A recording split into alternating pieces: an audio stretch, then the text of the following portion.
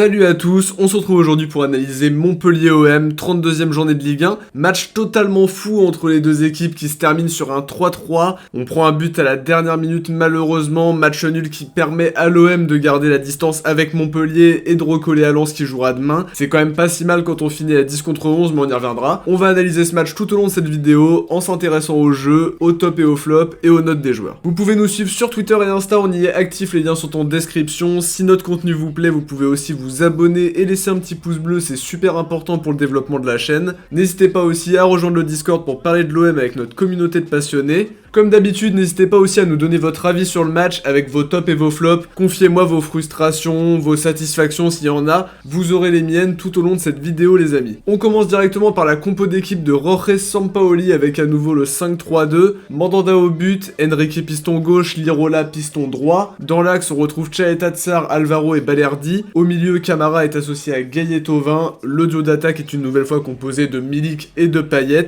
En pratique, l'animation est totalement différente évidemment. Payet joue pas en avant-centre, Thauvin va jouer un petit peu plus à droite, Enrique un cran plus haut. C'est en tout cas une compo proche de celle alignée contre Dijon, avec cette fois-ci l'absence de Sakai qui s'ajoute à celle d'Amavi, Nagatomo, Rongier, Rokia et Yohan Pelé. Pour entrer dans l'analyse, je pense qu'on peut pas faire pire en termes de match. À peine entré sur le terrain, on prend un but direct. Superbe ouverture de Ferry pour Delors, y a rien à dire, il va lober Mandanda sans trop de soucis. Une vingtaine de secondes de jeu, c'est vraiment le pire scénario. Ça donne confiance à Montpellier, qui est déjà une équipe qui n'a pas perdu depuis un moment, qui perd rarement après avoir ouvert le score, et c'est vraiment terrible d'encaisser si tôt. J'ai eu un petit peu peur que les joueurs soient abattus d'entrée sans perspective de revenir au score ou de gagner. Dans le jeu, ils ont pas été très bons, c'est souvent le même constat. Des passes latérales qui sont souvent évidentes, des retards dans les duels, un pressing un peu moins marqué que d'habitude, mais plusieurs situations où notre défense a été mise en difficulté. On a vu de belles interventions défensives, ça c'est pas le problème, on n'en manque pas, mais souvent c'est tout le bloc défensif qui est en panique. Alors évidemment, comme très souvent, l'égalisation va se faire attendre. Un exploit individuel de Milik qui nous remet dans le match et Gay qui reprend un ballon arrêté par Hilton sur sa ligne pour mener 2-1 à la pause. Le scénario est totalement fou sur cette première période, avec une équipe marseillaise bien terne, toujours avec ses défauts classiques qui subsistent, mais qui font craquer Montpellier au final en marquant 2 buts en quelques minutes. Pas mal quand on commence le match mené 1-0, mais dans le jeu tout n'a pas été convaincant. C'est trop lent, beaucoup trop d'hésitation et toujours des déchets techniques. Montpellier nous laisse le ballon, mais est très bon dans la transition et se projette grâce à quelques toutes petites passes à chaque fois pour venir dans notre surface. Le fait qu'on ait pris l'avantage juste avant la pause était un très bon coup qui a fait douter Montpellier, qui avait pourtant marqué au bout de 29 secondes il me semble. Sur la deuxième période, le scénario c'est le même, on prend un but très tôt, peut-être même plus tôt que celui qu'on a pris au bout d'une vingtaine de secondes. Toujours la même chose, une ouverture, un joueur seul, égalisation de Montpellier à peine revenu sur le terrain. Par la suite, on se demande si c'est possible d'aller chercher 3 points. Évidemment, c'était sans compter sans une nouvelle expulsion. Chaeta Tsar qui fait une faute totalement stupide et qui prend un rouge. Le plus extraordinaire dans l'histoire, c'est ce petit sourire qu'il a sur son visage alors qu'il est totalement coupable. À mon sens, il n'y a rien de sévère là-dedans, c'est juste débile. On se retrouve à 10 et contre toute attente, on va marquer le 3-2. Alors ça aurait pu être la belle histoire de la soirée, Perrin qui marque sur un service de Payet. On sait que c'est compliqué, il y a une vingtaine de minutes à tenir à 10 contre 11 et jusqu'au dernier moment, l'OM va essayer de tenir, mais va plier en toute fin de match. Premier enseignement de ce match, on a des carences défensives, on a été pris dans le dos de la défense, des joueurs se sont retrouvés tout seuls, on a raté nos 2 entames, première et deuxième mi-temps. En revanche, l'état d'esprit était plutôt bon dans l'ensemble, les joueurs ont beaucoup donné ce soir et se sont pas cachés. Le problème c'est dans cette situation de 10 contre 11, on prend trop de cartons, des jaunes, des rouges d'ailleurs, et je pense qu'on a perdu énormément de points sur des matchs où on était réduit à 10, si jamais on peut trouver la stat, je pense qu'on s'en rendra compte. C'est dommage de prendre un but en toute fin de match alors qu'on tenait la victoire, mais ce n'est pas un si mauvais résultat que ça de faire nul ce soir. Maintenant, faudra faire mieux, dès le prochain match contre Lorient où la victoire sera impérative. J'aimerais que les joueurs prennent moins de sanctions bêtes, on est quand même l'équipe qui prend le plus de rouge dans toute l'Europe, c'est quand même incroyable. Ce serait bien qu'ils sachent conserver un résultat parce que ce soir, le but qu'on prend au retour des vestiaires, ça complique énormément la chose. Si on n'encaisse pas si tôt, on peut essayer d'imposer notre jeu pour conserver le score, pour l'aggraver, mais là, ça nous complique la tâche à peine revenue des vestiaires. Sur le plan comptable, on garde 3 points d'avance sur Montpellier, mais on n'arrive pas à prendre un peu plus de points pour inquiéter Lens qui joue ce dimanche. Goût amer ce soir, mais un match super intéressant et rempli d'enseignements, où on a vu nos qualités, mais aussi nos nombreux défauts. On passe au top et au flop en commençant par les tops. J'ai beaucoup aimé la prestation de Leonardo Balerdi, qui s'épanouit vraiment dans cette défense à 3 et à qui on doit plusieurs interventions importantes. Lirola a été très bon aussi avec ses montées, il manque peut-être un peu de précision dans certains centres, mais on l'a vu très bon ce soir, y compris dans le jeu sans ballon. La prestation de Payet a été plutôt bonne aussi, intéressant dans le jeu, il s'est aussi montré dans le repli défensif. Milik a fait un bon match dans les appels, dans les efforts, il a été très impliqué et fait beaucoup de bien je trouve. Pareil pour Gay, très serein au milieu de terrain, on l'a même vu un cran plus haut au milieu, buteur sur le 2-1 d'ailleurs. Pour les flops, je dirais Douillet Chalet-Tsar qui paraît loin sur le premier et le deuxième but de Montpellier et qui prend un rouge évitable et justifié. J'ai trouvé la prestation de Thauvin un petit peu trop légère ce soir encore. Un match compliqué dans lequel il n'a pas été très précis même s'il a été remuant, mais ça s'arrête là à mon sens. J'attends quand même beaucoup mieux de lui. Maintenant pour les notes, je donne un 6,5 à Mandanda. Sur le premier but, il jauge mal et fait une sortie qui est pas forcément judicieuse alors qu'il peut jouer le 1 contre 1 derrière. Après, il sort plusieurs arrêts en deuxième, dont un gros arrêt, une double parade en fin de match qui peut nous permettre de garder le 3-2. Dommage qu'on prenne le but après, sinon c'est clairement le héros de la soirée, je pense. Lirola, ce sera un 6, des montées importantes dans ce dispositif et un jeu sans ballon qui permet à Thauvin d'exister encore mieux. 5 pour Luis Enrique,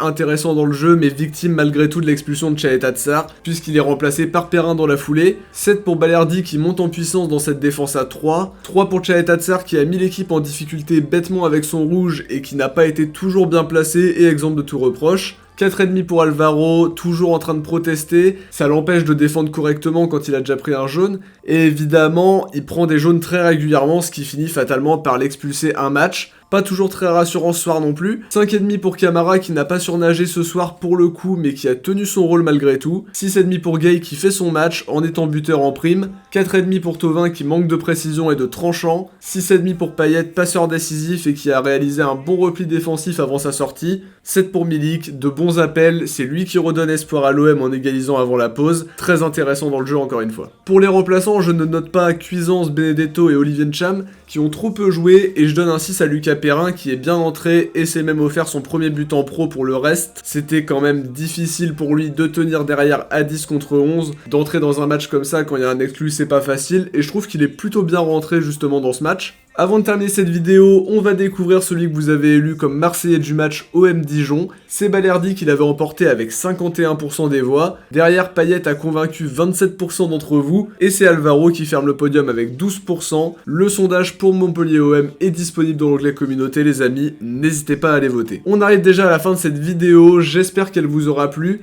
Si c'est le cas, n'hésitez pas à nous faire vos retours en commentaire, à liker, à vous abonner, à partager. On se retrouve très vite pour des épisodes d'Actu OM en début de semaine. Bon week-end à tous, ciao, portez-vous bien et surtout allez l'OM.